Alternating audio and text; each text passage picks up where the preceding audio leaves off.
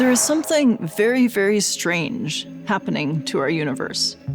Some kind of mysterious energy has taken over the evolution of the cosmos, making distant galaxies move in ways that seem like they should be impossible, and challenging our understanding of fundamental physics. We can't see it, we don't know what it is, and we're not even sure how it can exist at all. But our calculations suggest it accounts for about 70% of the universe, and it's growing. Let's take a few moments to talk about the most important thing in existence: dark energy. The story of dark energy started with Albert Einstein, as so many good astronomy stories do. When he first wrote down his theory of gravity, general relativity, he found a problem. If every massive thing in the universe attracts everything else, why do stars and galaxies appear to be suspended, unmoving in the sky? Shouldn't gravity have long ago pulled everything together into a single clump? Einstein proposed that perhaps there's something about space itself that helps resist that collapse. He revised his equations to include an extra term called the cosmological constant, a kind of stretchiness built into space-time itself to push back and perfectly balance the gravitational pull, to keep the universe static. When it was later discovered that the universe was in fact expanding, the cosmological constant was declared unnecessary and quickly erased from the equations. That is, until modern astronomers, faced with another seemingly impossible problem, realized they had to put it back in.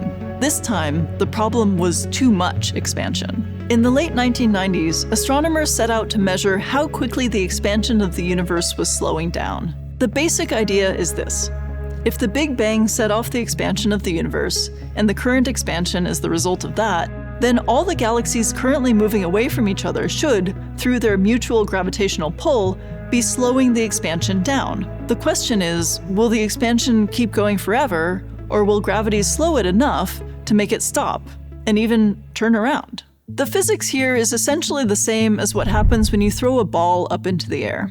Imagine the throw is the initial push of the Big Bang. The ball and the Earth are moving apart, but they still feel each other's gravity, so as the ball rises, it's also decelerating. After you throw the ball up, it will rise for a while, always decelerating, and then stop and come back. If you can throw it inhumanly fast, at 11.2 kilometers a second, the escape velocity of the Earth, the ball will continue into space and never return. But it will still feel that pull and will always be slowing down. If you throw it much faster, it will escape and essentially coast forever. To figure out which of these scenarios applies to the universe, astronomers wanted to measure the deceleration parameter, the rate at which the expansion was slowing. They studied the light from distant supernovae to determine the expansion rate at different distances, and therefore different times in our cosmic past. To everyone's surprise, they found that the deceleration parameter was a negative number. The expansion was in fact speeding up. This is exactly as weird as if you throw that ball up into the air, watch it slow down for a while, and then it suddenly shoots off into space. Gravity just doesn't do that. When it became clear that the accelerated expansion wasn't a data glitch, astronomers announced that something weird was happening and labeled the phenomenon dark energy, just as a placeholder for whatever was making the expansion speed up. But they also went back to Einstein's old theory.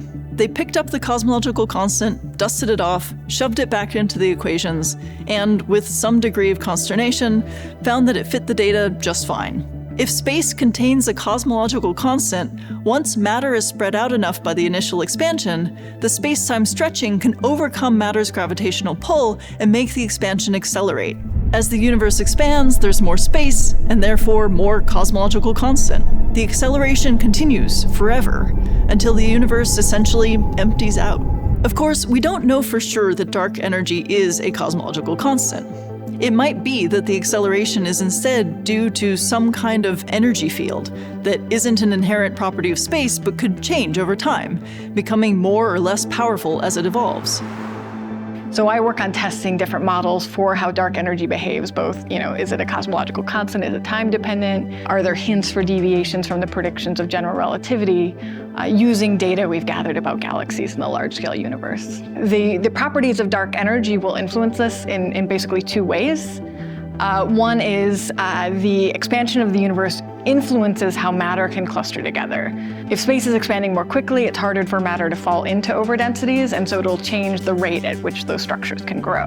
Additionally, if the accelerating expansion we see, which is unexpected given matter full of universe and gravity working according to general relativity, if the accelerating expansion is a clue that we need to extend our theory of gravity, that might also affect the way gravity behaves in terms of forming overdensities. If dark energy is a cosmological constant, we still have a really big problem.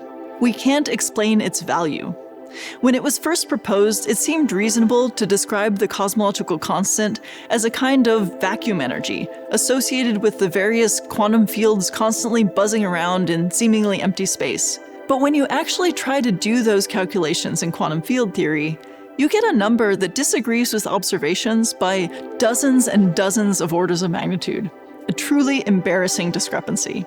On the bright side, this means that understanding dark energy is a great place to find new physics. It's either a new energy field in the universe, or it's something that can revise our understanding of quantum physics. What could be more important than that?